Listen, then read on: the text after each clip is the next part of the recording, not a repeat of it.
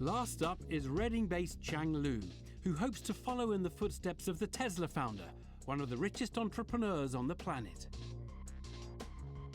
Elon Musk really inspires me, and I wanted to be someone like him, really making a difference to the world.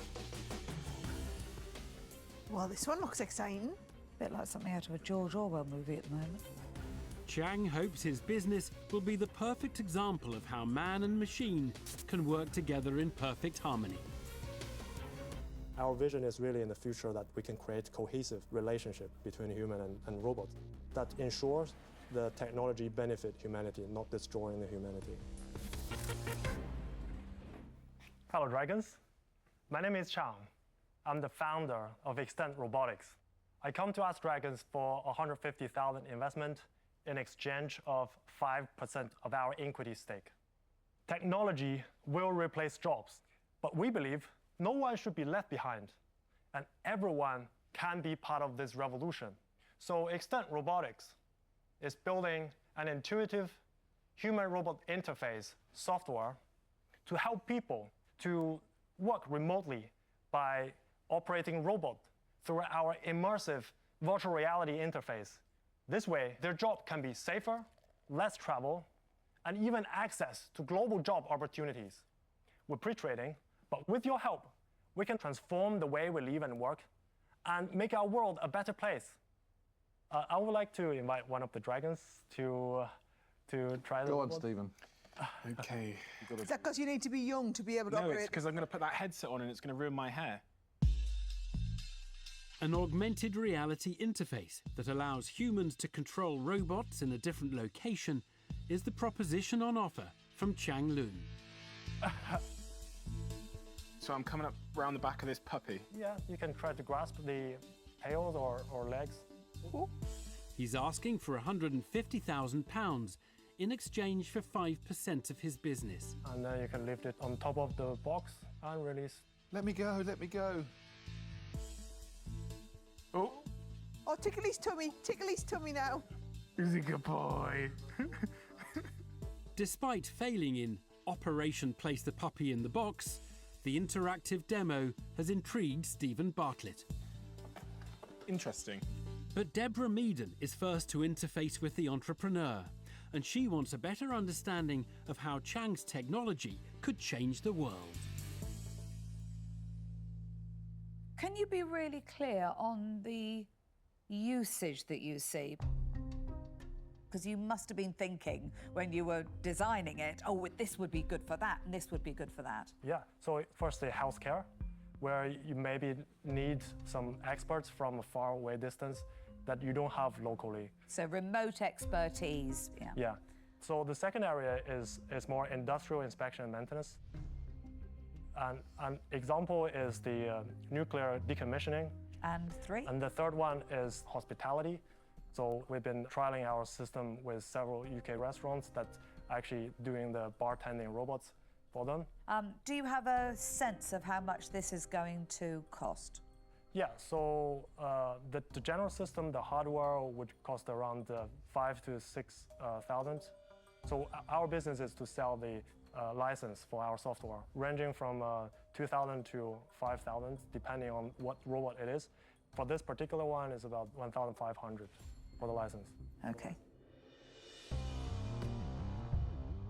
Deborah Meaden discovers that Chang's business model has more than one revenue stream.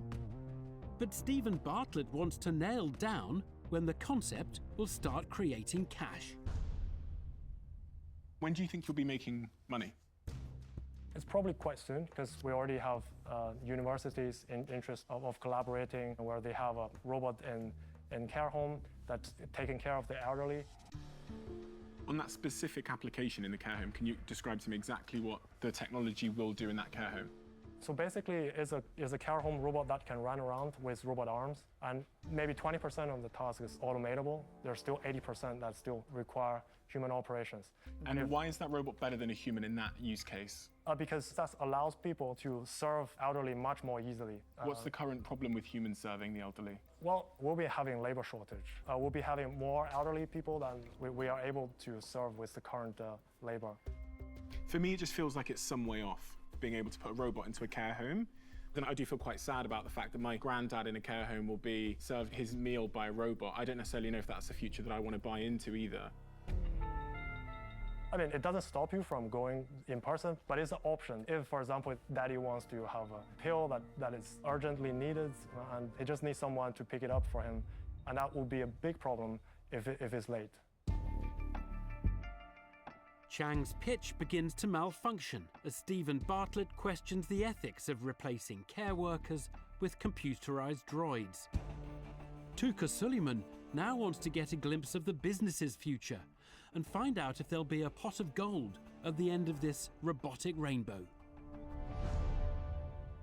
So for the first 12 months, what do you plan to turn over? 200K, And how much will you burn in that first 12 months? a little bit less than 1 million. So if you're going to lose £1 million next year, then you've got to raise more money. Yeah. So we're planning for next year's for the 1 million round. Whoa. So really, if one is taking a 5-year view or a 10-year view, my 5%, it'll probably be 0.5%. By the time you've raised and raised and raised, that's the problem. You know? So if I invest today, by the time it starts making money, I'll be down to hardly anything. I'll lose interest. But I guess this is the future, and I'm going to leave it for the young ones to invest. So for that reason, I'm out.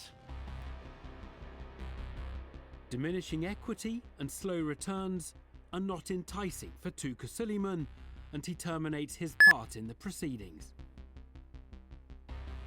Does marketing whiz kid Stephen Bartlett share Chang's vision for his technological mission?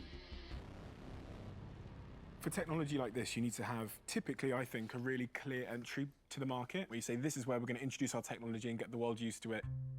If you had to pick one of the 3 applications you talked about earlier, which one do you really think is going to be the place where this takes off? Well, so far from what we have in terms of tractions, majority is around healthcare. Give me a really specific example in healthcare. Closed suction, for example, for COVID patient. What's closed suction? So it's basically you have a tube that needs to go into the throat, and you need to regularly changing that tubes for the patient that's using the ventilator. So for this technology to be useful in that application, you'd need real precision robotics. Mm-hmm. And what I experienced, I couldn't even pick up a dog. So getting to the point where I can't pick up a dog, to the point where we're willing to trust the robotics to put a tube into the throat of someone that's severely ill, feels like a long way off. The absolute crisis we'd have if one thing went wrong once. So for us to get there, the amount of testing and evidence and trust we'd have to have in precision robotics, to me, feels like we're about 5 years off. And also, you're probably going to need an 8-figure investment for you to stand a chance, because there are other competitors that are raising 9-figure investments in this space that are way further ahead. And as an investor, for me at this stage, it just feels like too high a risk to take. So for that reason, I'm going to have to say that I'm out. Stephen Bartlett deems Chang's visionary venture too expensive and walks away from the deal. Does Deborah Meaden believe this augmented reality can become commercial viability? It's just really, really hard to evaluate the technology and how far it has to go, how much time it's going to take, and how much money it's going to take. I'm not I take risk, but I don't like jumping into the dark. So I'm really sorry. I really wish you all the best, but I'm out. Appreciate it, Deborah. Chang, some of what you've told me today I like and I'm on board with. Other bits I don't like.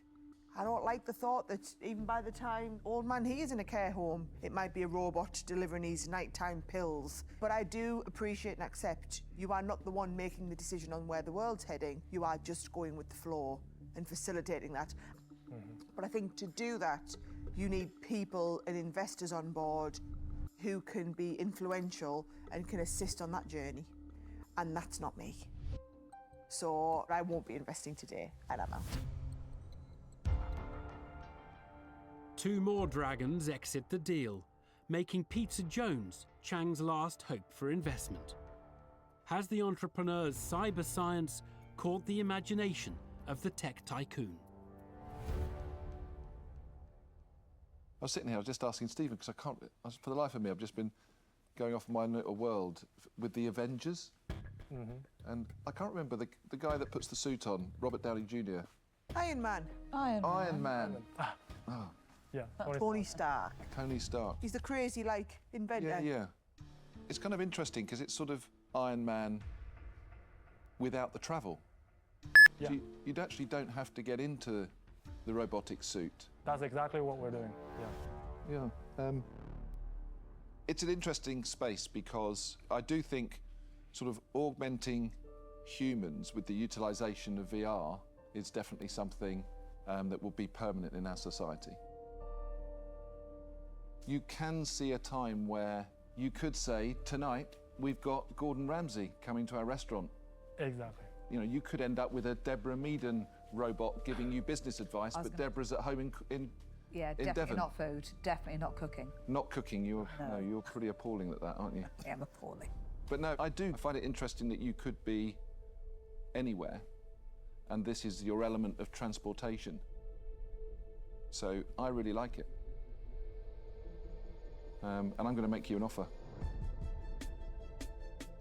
And I'm going to offer you all of the money, but I want 25% because I think that so many businesses like you've created spend a lot of money and end up in a robotic graveyard. And I think I can help you get to a different place with it. Appreciate your offer. That's really, really encouraging. Okay, let me think about it. Do you want to talk to the robot? Yeah, awesome. Thanks. Peter Jones buys into the vision and makes a bid. But in return for the £150,000, he wants 5 times more than the 5% equity that's on the table. Will the entrepreneur accept the terms or push for a better deal? Yeah.